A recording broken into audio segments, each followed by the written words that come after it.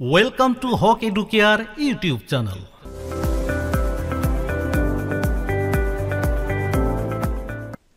লৈ আহিছো mathematics class 7 new book অনুশীলনী 4.3 কোশ্চেন নাম্বার 2 3 আৰু 4 আজিৰ ভিডিওত আমি এই তিনিটা কোশ্চেন সলভ কৰিম তিনিটা কোশ্চেনছত যিবোৰ কন্ডিশনস দিয়া আছে সেই কন্ডিশনসৰ পৰা আমি প্ৰথমতে কি কৰিব লাগিব সমীকৰণ গঠন কৰিব লাগিব আৰু সেই সমীকৰণটো সমাধান কৰিব লাগিব তো আমি এটা এটাকে সলভ কৰিম প্ৰথমতে লৈছো কোশ্চেন নাম্বাৰ 2 তো এয়া কোশ্চেন নাম্বাৰ 2 কোশ্চেন নাম্বাৰ 2 ত কি কৈছে এটি আয়তৰ দৈৰ্ঘ্য প্ৰস্থতকৈ 5 সেমি বেছি আয়তৰ পৰিসীমা 26 সেমি হলে আয়তৰ কালি উলিওৱা তো আমি কোশ্চেনটো বুজি ল'ব লাগিব কোশ্চেনত এটা কি কৈছে আয়তৰ দৈৰ্ঘ্য বা প্ৰস্থৰ যেটো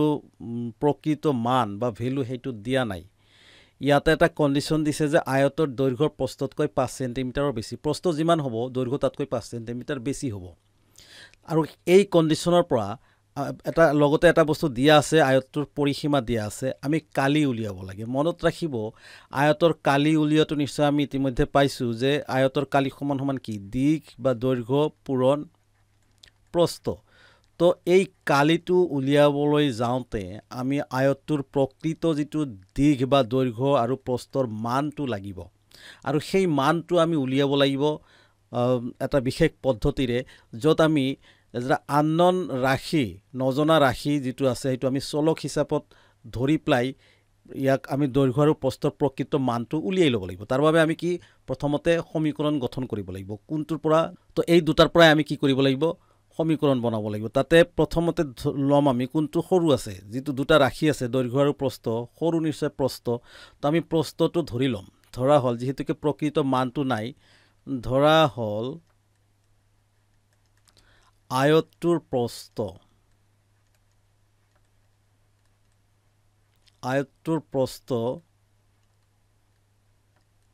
সমান কিমান আছে আমি ধৰি লৈছো 1 সেমি আছে অলৰাইট তো যদি প্ৰস্থটো 1 সেমি হয় তেন্তে এই কন্ডিশনৰ পৰা আমি জানো therefore বা তেন্তে আয়তৰ দৈৰ্ঘ্য কিমান হ'ব আয়তৰ দৈৰ্ঘ্য হ'ব প্ৰস্থতকৈ 5 সেমি বেছি প্ৰস্থ আছে কিমান x তাতকৈ 5 সেমি মানে যোগ 5 সেমি অলৰাইট তো আমি এখিনি পালো দৈৰ্ঘ্য আৰু প্ৰস্থ আৰু এটা বস্তু দিয়া আছে হেতু আমি লিখি লব পাৰো দিয়া আছে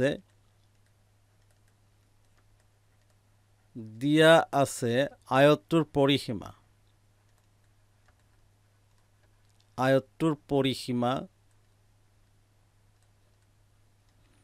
সমান 26 সেমি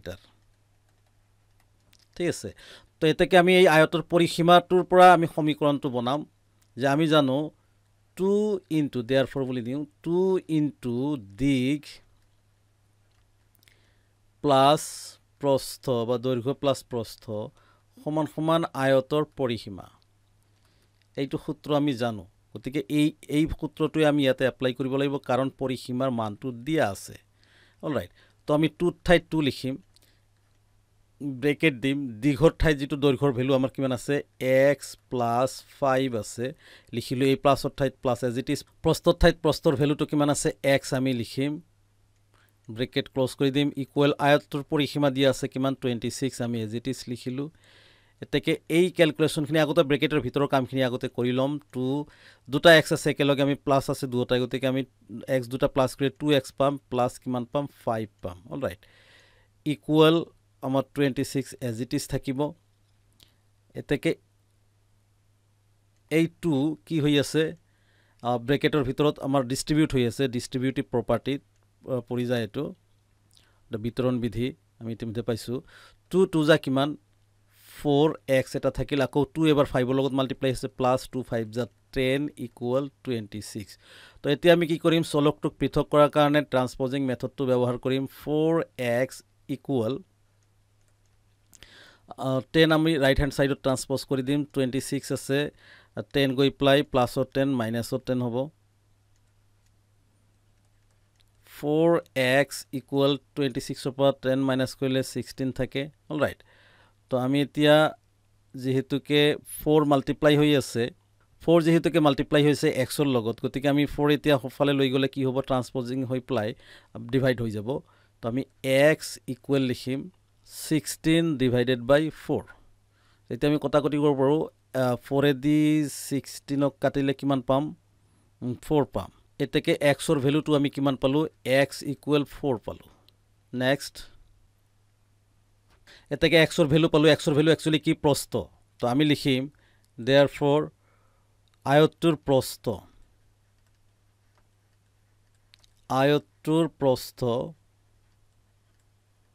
সমান সমান কি পালো আমি 4 সেন্টিমিটাৰ পালো আৰু আয়তটোৰ দৈৰ্ঘ্যটো কিমান হ'ব দৈৰ্ঘ্য বা দিশ একে 5 সেন্টিমিটাৰ বেছি আছিল 4 + 5 = 9 সেন্টিমিটাৰ হ'ব এসে বুজি পাইছে তো আমি দৈৰ্ঘ্য পালো আৰু প্ৰস্থ পালো আয়তৰ এতেকে আয়তৰ কালি লাগে এতেকে আয়তৰ কালি কি হ'ব কালিৰ সূত্ৰটো ইতিমধ্যে আমি শিকিছো যে দৈৰ্ঘ্য ইনটু প্ৰস্থ দৈৰ্ঘ্য পূৰণ প্ৰস্থ দৈৰ্ঘ্যৰ ভ্যালু কিমান পাইছো আমি 9 সেন্টিমিটাৰ পাইছো পূৰণ প্ৰস্থৰ ভ্যালু কিমান পাইছো 4 সেন্টিমিটাৰ পাইছো আৰু যেতিয়া দৈৰ্ঘ্য আৰু প্ৰস্থ পূৰণ কৰা হয় ইহতৰ সেন্টিমিটাৰ পূৰণ হৈ বৰ্গ সেন্টিমিটাৰ হৈ যায় মনত ৰাখিব এটো বৰ্গ সেন্টিমিটাৰ নিদিলে কিন্তু ইউনিটটো বা এককটো ভুল হৈ যাব এতেকে 9 4 যা কিমান হয় পূৰণ কৰিলে কিমান পাম 36 বৰ্গ সেন্টিমিটাৰ এ হল আমাৰ আয়তৰ নিৰ্ণায়ক কালি অলৰাইট নিশ্চয় বুজি পাইছে আমি আয়তৰ কালি উলিয়ালো ৰিপিট কৰি এবাৰ চাই লব পাৰে তো আমি কোৱেশ্চন নাম্বাৰ 2 সলভ কৰিলো এতিয়া আমি সলভ কৰিম কোৱেশ্চন নাম্বাৰ 3 এইখিনিতে সৰু এটি অনুৰোধ জনাব বিচাৰিছো প্লিজ ভিডিওটিত এটি লাইক কৰি আমাক উৎসাহিত কৰাৰ লগতে পৰৱৰ্তী ভিডিওসমূহ নিয়মীয়াকৈ পাবলৈ যদি আপুনি এতিয়াও চেনেলটো সাবস্ক্ৰাইব কৰা নাই প্লিজ সাবস্ক্ৰাইব কৰি আমাৰ লগত থাকক আহক সলভ কৰিছো নেক্সট এয়া কোৱেশ্চন নাম্বাৰ 3 আমি ভালদৰে পঢ়ি লৈছো আগতে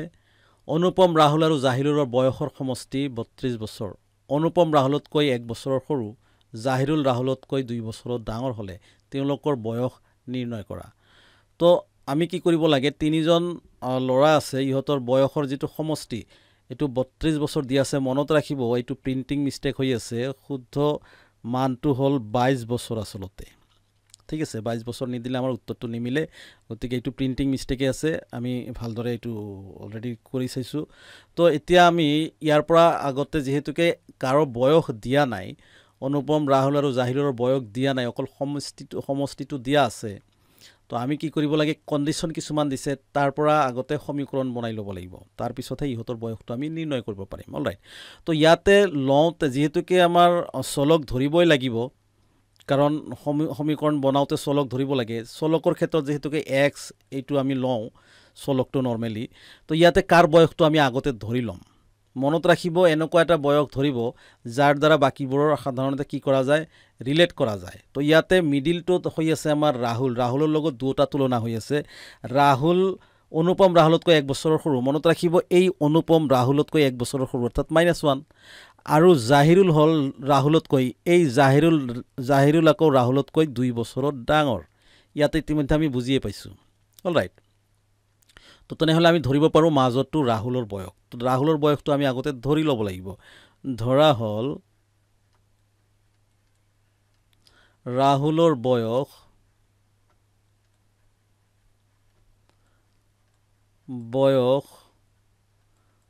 সমান x বছৰ ৰাহুলৰ বয়সটো 1 বছৰ ধৰা হল অলৰাইট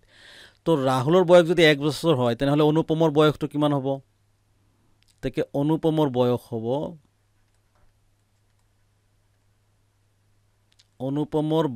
হ'ব ৰাহুলতকৈ 1 বছৰ সৰু গতিকে x - 1 বছৰ সৰু হলে মাইনাস ডাঙৰ হলে প্লাস আৰু জাহিৰুলৰ বয়সটো আমি এতিয়া পাম ইয়াতে লিখিম জাহিৰুলৰ বয়স সমান ৰাহুলৰ বয়সতকৈ 2 বছৰ ডাঙৰ অৰ্থাৎ ৰাহুলৰ বয়সৰ লগত 2 আমি প্লাস কৰিব লাগিব x আছে তাৰ লগত +2 বছৰ নিশ্চয় বুজি পাইছে এতেকে আমাৰ কোৱেশ্চন মতে কৈছে প্ৰশ্ন মতে যে তিনিওজনৰ বয়সৰ যোগফল বা সমষ্টি কিমান 22 বছৰ তো আমি এইটো প্ৰশ্নমতে এইখিনি ৰিপ্ৰেজেন্ট কৰি দিও সমীকৰণটো বনাই লওঁ প্ৰশ্নমতে এই হল ৰাহুলৰ বয়স যোগ অনুপমৰ বয়স কিমান x - 1 যোগ জাহিৰুলৰ বয়স কিমান x + 2 সমান সমান তিনিওজনৰ বয়সৰ সমষ্টি 22 বছৰ মনত ৰাখিব 32 দিলে উত্তৰটো নিমিলে তো আমি 22 দিব লাগিব এতেকে ইয়াতে আমি ক্যালকুলেশনখিনি আগতে কৰিলো এটা নিয়ম আছে যিবোৰ চলক আছে চলকৰ সংখ্যাকেইটা আগতে পূৰণ কৰিব লাগে যোগ কৰিব লাগে ইয়াতে যোগ হৈ আছে x + x + x অৰ্থাৎ 1x + 1x + 1x একো না থাকিলে x ৰ লগত এটা 1 থাকে গতিকে 1x + 1x + 1x তিনিটা x 3x হৈ যায় প্লাস কৰিলে 3x মাইনাসৰ 1 থাকিল প্লাসৰ 2 থাকিল ইকুয়াল 22 এতেকে 3x2 আমি এজ ইট ইজ লিখিলো এই ক্যালকুলেশনখিনি লিখো 1 টো যেহেতুকে মাইনাসৰ আছে 2 ৰ পৰা 1 টোক আমি মাইনাস কৰিব পাৰো মাইনাসৰ সৰুটোৰ ডাঙৰটোৰ পৰা সৰুটো মাইনাস কৰিলে প্লাসে থাকে আমাৰ কি হয় 1 এটা থাকে 2 ৰ পৰা 1 মাইনাস কৰিলে 1 পজিটিভৰ 1 কাৰণ ডাঙৰটো প্লাস আছে ইকুয়াল 22 তো এতিয়া আমি ট্ৰান্সপোজ কৰি দিম বাওফালৰ পৰা যিবোৰ সংখ্যা আছে সেই সংখ্যাটো আমি সফালে লৈ যাম প্ৰথমতে প্লাস থকাটো সিঙ্গেল যেটো আছে সেইটো লওঁ 3x = 22 লিখাৰ পিছত 1 আমাৰ ৰাইট হ্যান্ড সাইডত ট্ৰান্সপোজ হৈ যাব কিমান হ'ব প্লাসৰ 1 আছে মাইনাসৰ 1 হ'ব ইতিমধ্যে আমি পাইছোৱে 3x = এই ক্যালকুলেশনখিনি কৰি লওঁ 21 হ'ব এতেকে 3x 3 টো আমি ট্ৰান্সপোজ কৰি দিম 3 কি সম্পৰ্কত আছিল পূৰণ সম্পৰ্কত আছিল আমি ইতিমধ্যে জানো ই সফালে গলে ট্ৰান্সপোজ হলে ডিভাইড হৈ যাব 21 আছে ই পূৰণ আছিল 3 সফালে গৈ ডিভাইড হ'ব 3 7 * 21 অৰ্থাৎ 3 দি 21 ক কটাকটি কৰিলে কিমান পাও 7 পাও এইটো হল আমাৰ x ৰ ভ্যালু 7 তো x ৰ ভ্যালু আমি কাৰ মান ধৰিছিলো কাৰ বয়স ধৰিছিলো ৰাহুলৰ বয়স আমাক তিনিজনৰ বয়স নিৰ্ণয় কৰিব কৈছে গতিকে আমি লিখিম therefore ৰাহুলৰ বয়স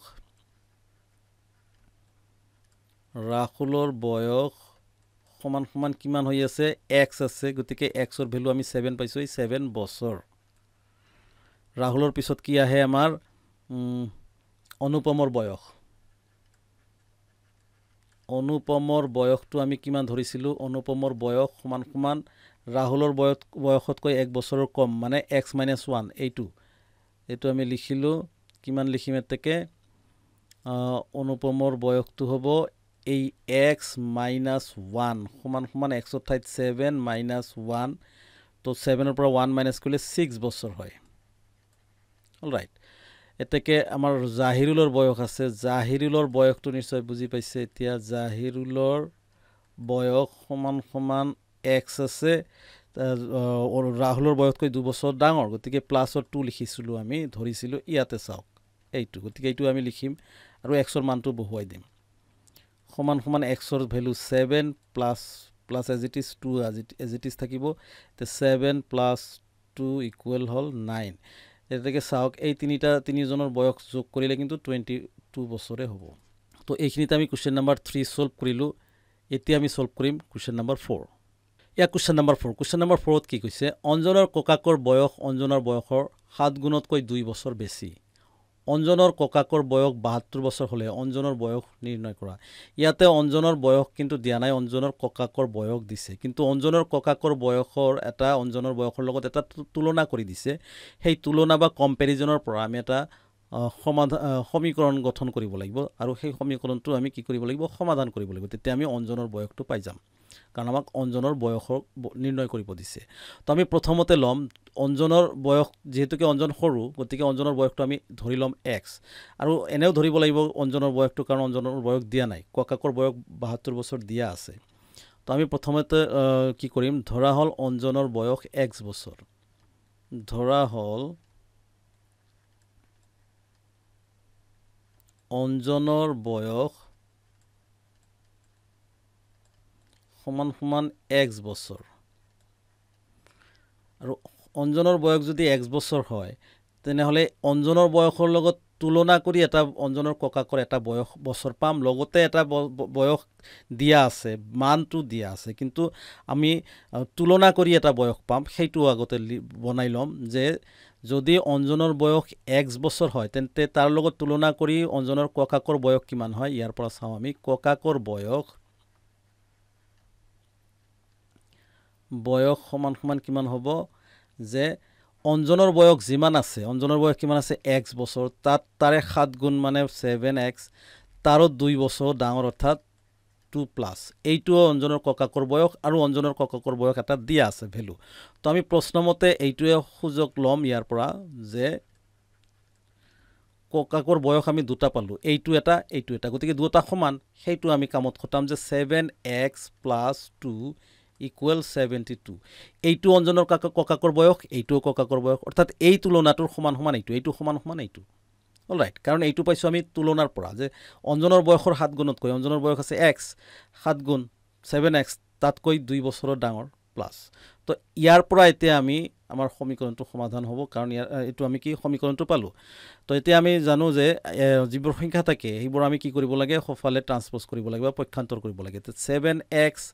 = 72 এইটো সফালে যাব প্লাসত 2 আছে মাইনাসত 2 হৈ যাব এতেকে 7x = 72 পৰা 2 মাইনাস কৰিলে কিমান হয় 70 হয় অলৰাইট তো আমি কি কৰিব লাগে এতিয়া x টোক পক্ষান্তৰ কৰিম ই পূৰণ হৈ আছিল x = 70 আৰু ই পূৰণ হিচাপত আছে 7 পক্ষান্তৰ কৰিলে বা ট্ৰান্সপোজ কৰিলে পূৰণটো আমাৰ কি হৈ যায় হৰণ হৈ যায় ডিভাইড হৈ যাব অলৰাইট তো কি 7 10 যা 70 এতেকে x ৰ ভ্যালু পালো আমি 10 x ৰ ভ্যালু কিমান পালো 10 আৰু x টো কাৰ ভ্যালু আছিল আমাৰ অঞ্জনৰ যেটো বয়স আছিল x বছৰ এইটো এই অঞ্জনৰ বয়সটো আমাৰ x বছৰ তো আমি অঞ্জনৰ বয়স পাই গলো অকল কোৱেশ্চনত আমাৰ অঞ্জনৰ বয়সহে উলিয়াব দিছে এতেকে নিৰ্ণয় অঞ্জনৰ বয়স